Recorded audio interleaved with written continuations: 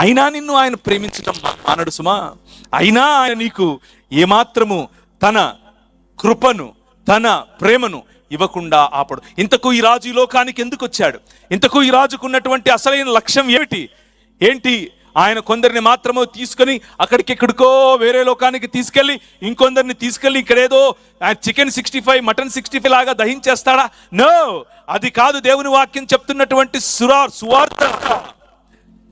దేవుడు కొందరిని ప్రేమించి ఇంకొందరిని ద్వేషించాడు అన్నది, ఎవరిపైన కత్తి పట్టకుండా, ఏ జెండా ఎత్తుకోకుండా మనుష్యులను ఏ విధంగా ఐక్యపరుస్తాడో చూసినటువంటి మతం భయపడిపోయింది, వెన్నులో వణుకొచ్చింది.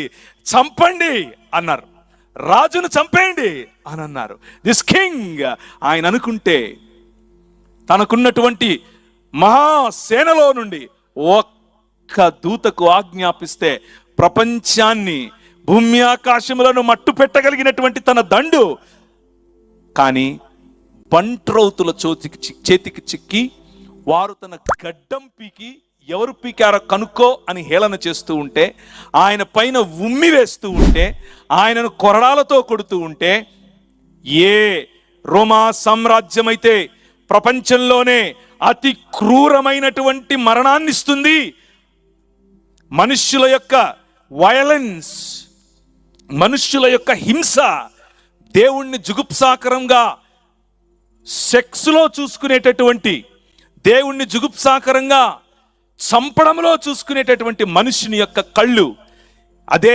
వయలెన్స్ అనగా అదే హింసను ఉపయోగించి దేవుణ్ణి కట్టడి చేయాలి అని అనుకున్నారు. నిజమైన మనిషిని చంపేయాలి అని అనుకున్నారు. 3 మేకులు పిక్కోలేవు అని అనుకున్నారు.